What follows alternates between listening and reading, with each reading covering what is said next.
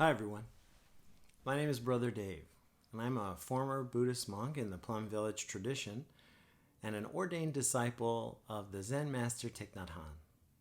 Thanks for watching. Today I am going to give a short talk on the topic of non-fear.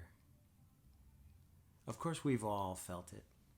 Waves of uncertainty, anxiety, concern for ourselves and our loved ones and people we don't even know.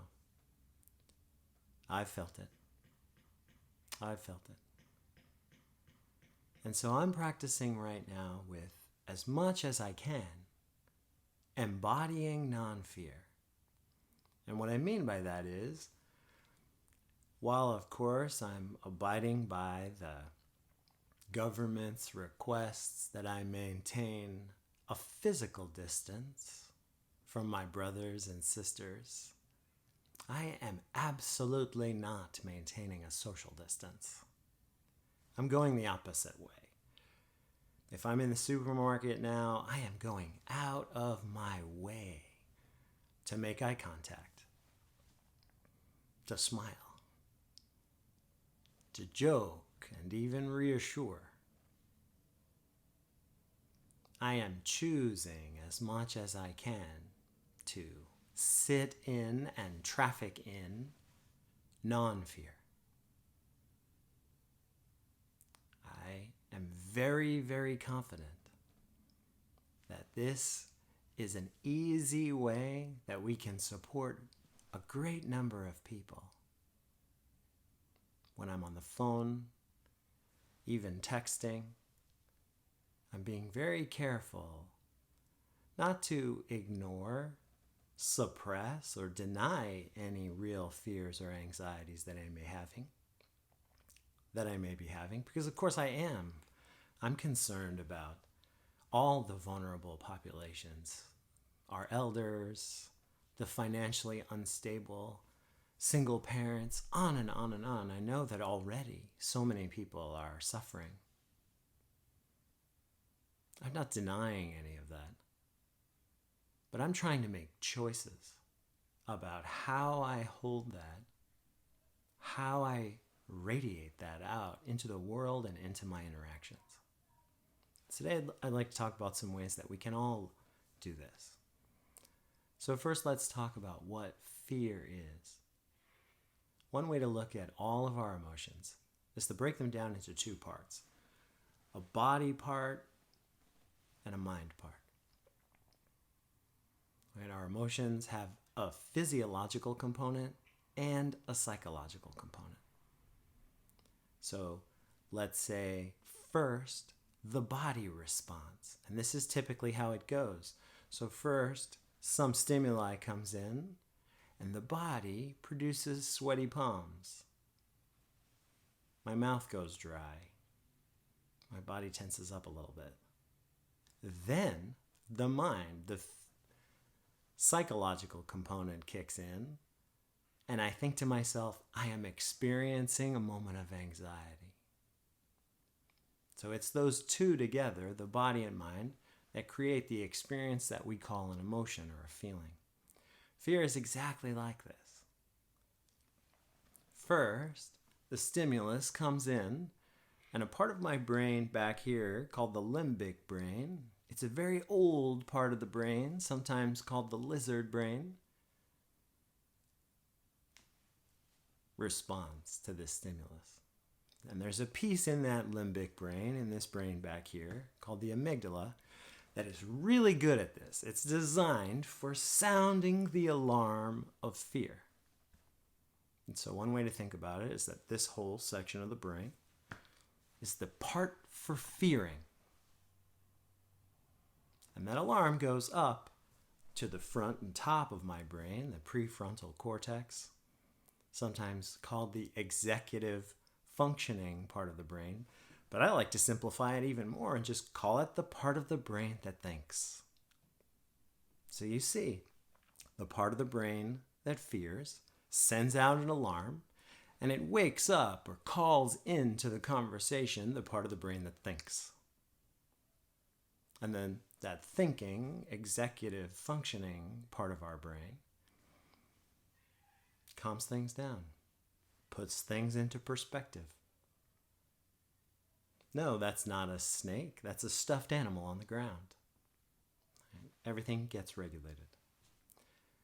But unfortunately, our lives were so dangerous for so many tens of thousands of years that it was necessary for us to take action before the thought.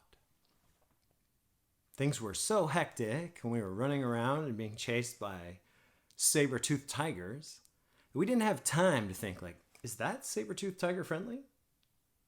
Boom, we got eaten. And so, because of that old dangerous time, we're still susceptible to something that I've heard called an amygdala hijack. And what that means is that we can get so scared by some incoming stimuli or even some thought in our own heads that the amygdala can just take over, that the fearing part of the brain can just take over and suppress actually the activity in the thinking part of the brain. And we've all been there, right? In that almost panic state for a moment where we were just feeling how afraid or tense or confused our body was, wanting to take some action but not thinking very clearly, maybe even observing ourselves taking an action and wondering, why am I doing this? This is an amygdala hijack, as Daniel Goleman, author of a book called Emotional Intelligence, calls it. I believe he coined the phrase. And so what can we do about this? Right? What can we do about this hard wiring? Well, no surprise, my answer comes out of the world of mindfulness.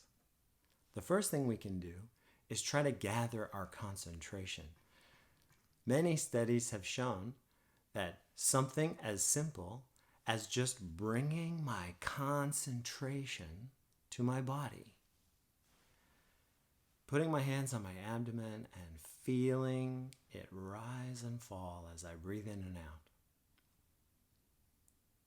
noticing the sensations in my body as I perform the autonomic function of breathing. Many studies have shown that simply concentrating like that on your breath or your body, or quite frankly, on anything other than those racing thoughts, will connect the fear part of the brain to the thinking part of the brain. Will increase the dialogue between the two of them. Will stimulate the thinking part of the brain and de-stimulate the fearing part of the brain. De-stimulate the amygdala. And this is why every single one of us at some point in our lives has at least heard the advice like, take a deep breath, or take 10 deep breaths and then make that decision. Then send that email. Now we know from scanning the brains of meditators and people who've been trained in different types of concentration that the reason that works, the reason that calms us down, produces more clarity, increases our ability to think, is because of how the brain is hardwired. Another example of this is the practice of labeling or noting. If I'm having a very strong emotion, it can be useful to call it by name, to say, I am experiencing anxiety right now. I am experiencing fear right now. I am experiencing sadness. And of course, also happiness and joy, contentment, and the other feelings that flit through our minds and our hearts all day. A study where a group of people were shown disturbing images while their brains were being fMRI scanned, which means scanned for blood flow and electrical activity, so the scanner knew what part of the brain was more or less active at any time. People were shown disturbing images and they were asked to label the feeling, to label the disturbing feeling that the negative images brought up. And compared to people who weren't doing that labeling, the scan showed very clearly that the people that were concentrating and labeling had a more active thinking brain and a less active fearing brain. The scans even showed that there was increased activity in parts of the brain that are designed to communicate, to pass that message along.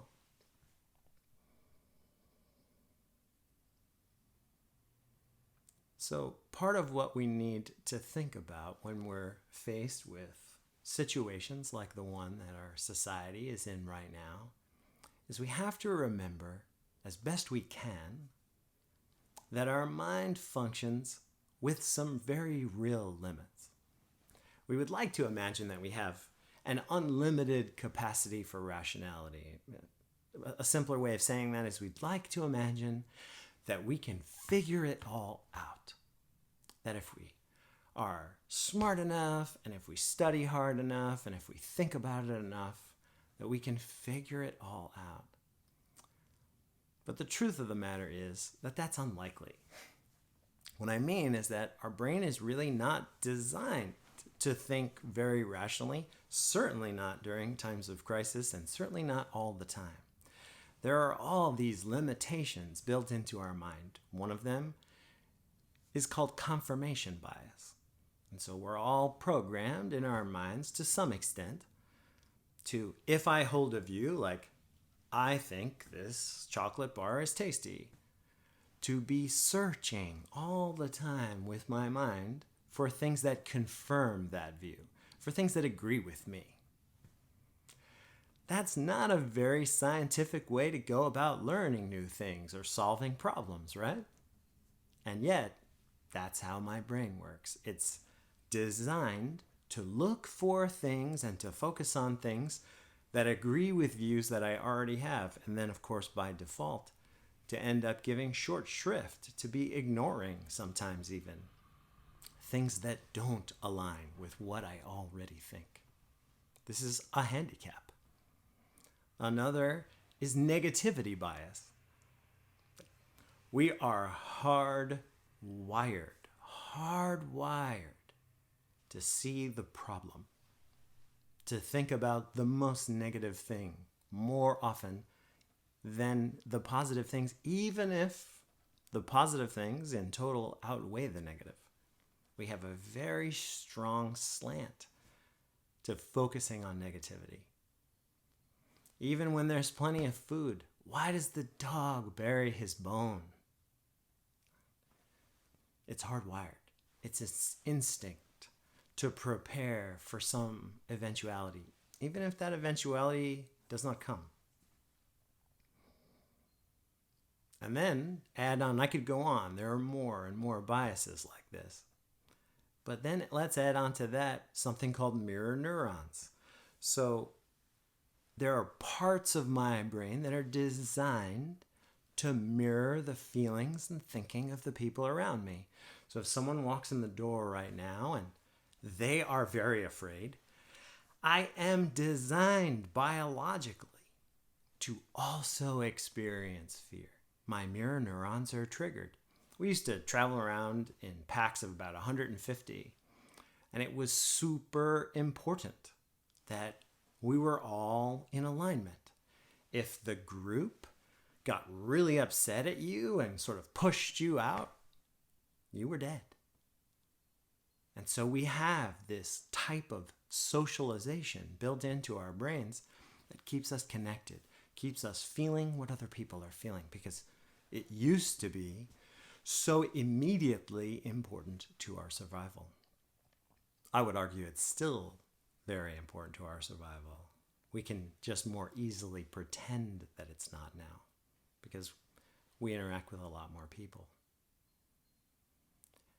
Mirror neurons are beautiful at a party when everyone's having a great time, and that wave of social ease and pleasure and connection sweeps a room. But they were not designed for this modern fear-based life where I can stare at a tiny screen in my hand all day and feel the fear of a billion people. They weren't designed to fire like that, but they do. But they do. So how do we practice with all of this knowledge? How do we practice with this perspective that some of this information is giving us on our fear and on the fear of the other people around us? The first practice I want to talk about is straight from the Zen master Thich Nhat Hanh. He invites us to again and again ask ourselves the question, are you sure? And of course, the answer is always no. Every time I ask myself the question, are you sure? The answer is no. How could I be? I don't have complete information. I can't read the minds of the people around me. I can't trust my own brain to be being completely rational at any given time because of all of these biases and all these hard wirings to negativity and to fear. The answer is always no. I am not sure. And by asking ourselves that question over and over again, whether we're taking some strong action or whether we're in judgment of another person, like, why are they behaving like that? I know better. They should feel a different way, and on and on. We're invited to take that step back and to ask ourselves, are you sure, Dave? No, I'm not. Right there, I've created more space. Right there, I've given myself some space to concentrate, to come home to my body, my breathing, to label, I'm in judgment right now. I'm really angry right now. I'm really scared. You see? The practice of are you sure is never a bad idea. I invite you to get a nice piece of paper and write it out as beautifully as you can and hang it up somewhere in your home right now where you'll see it often. It helps. It helps. And another practice that I'll suggest is a very simple practice of gratitude.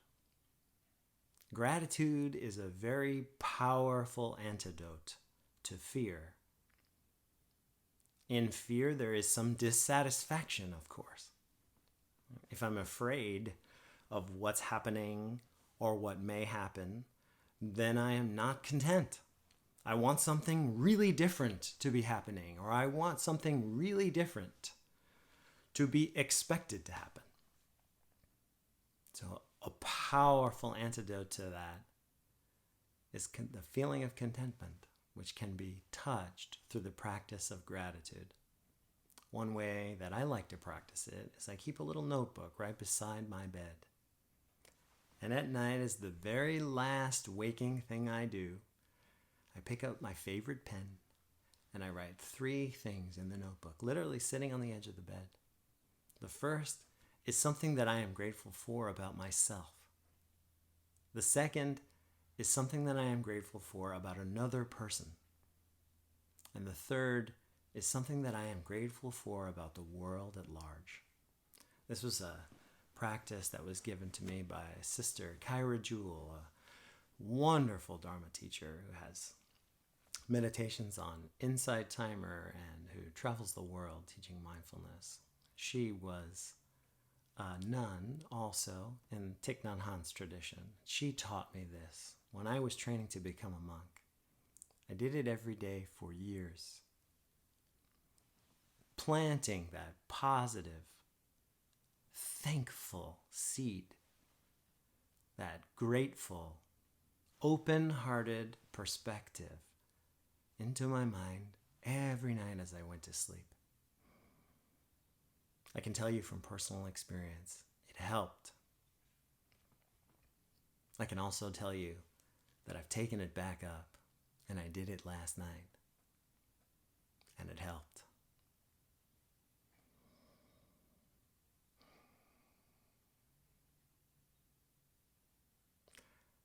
Thank you again for joining me today.